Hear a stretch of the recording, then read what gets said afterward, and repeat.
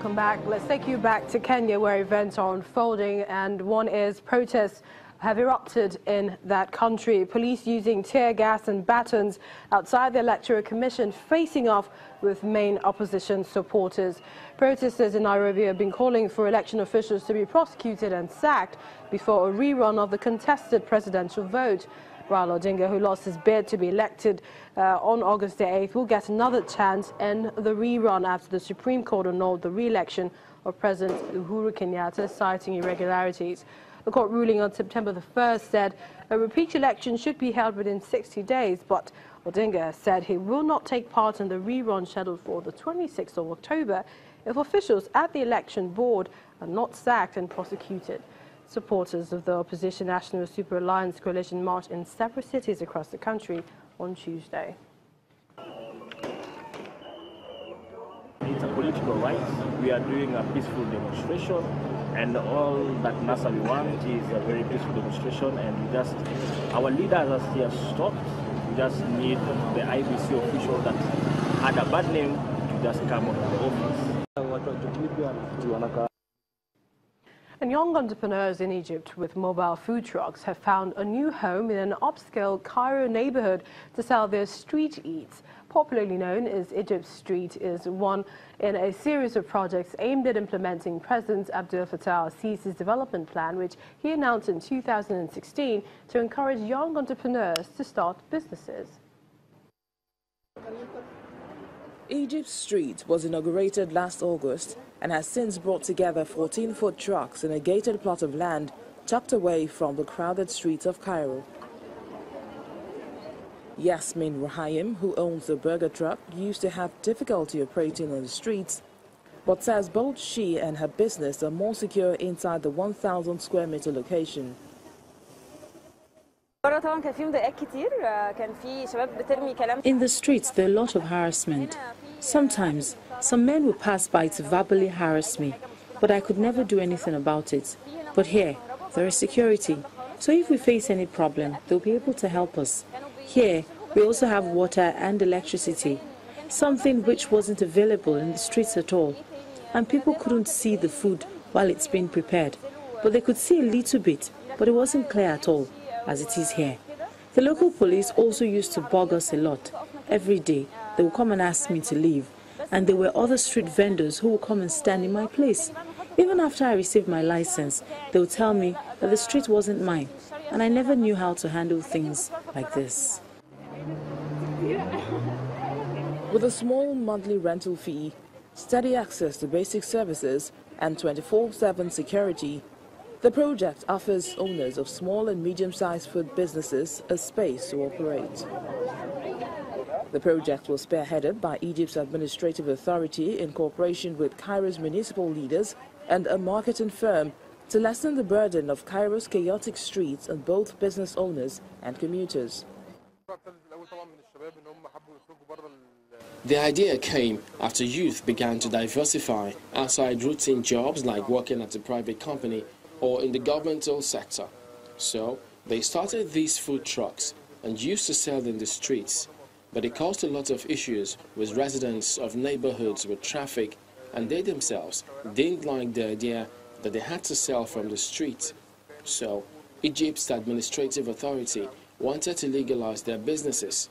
So they started getting in touch with different companies and the district leaders to allocate a space for their food trucks, and our company, along with the administrative authority, was successful in this regard.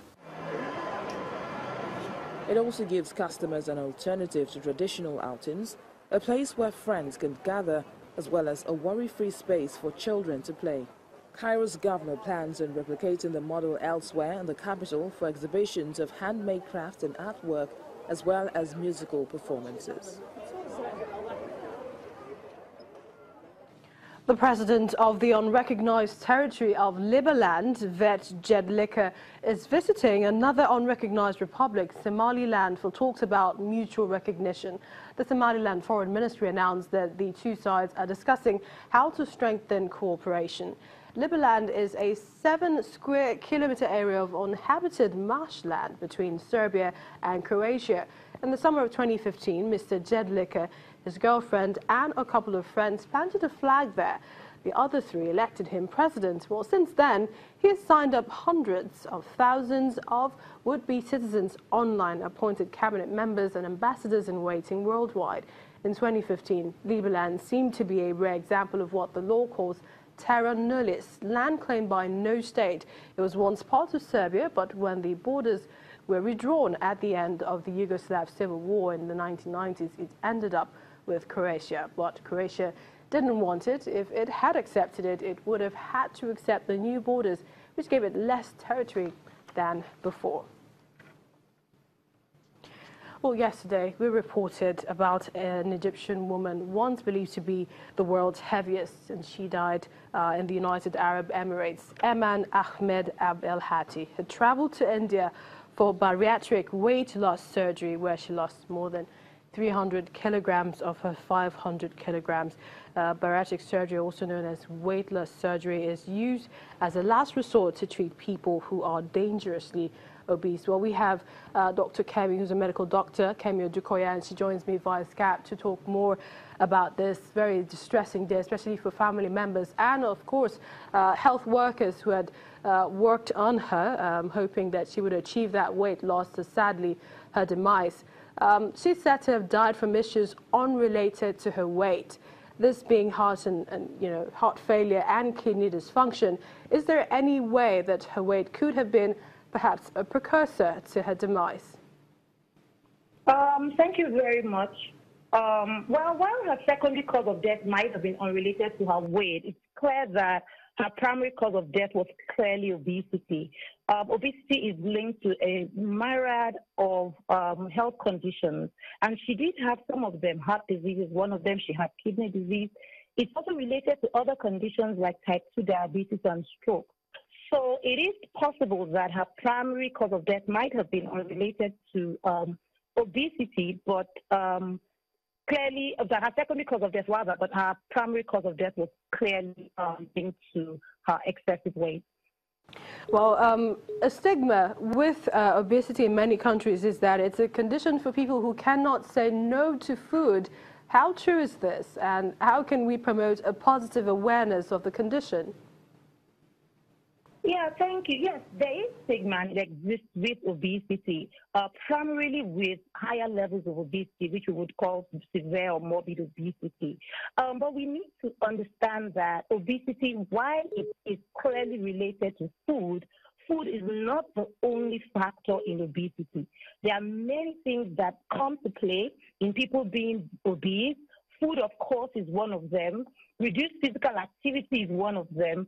The environment, and then also genetics. Some people are just primarily predisposed towards gaining weight, while others are not. So educating the public is important, or people need to know that food alone isn't the only factor that's linked to obesity. Dr. Kemi Odukoya, we will talk more about this as soon as we have more time. Well, that's Network Africa at this time. Thank you very much for watching. I'm Millicent Walker.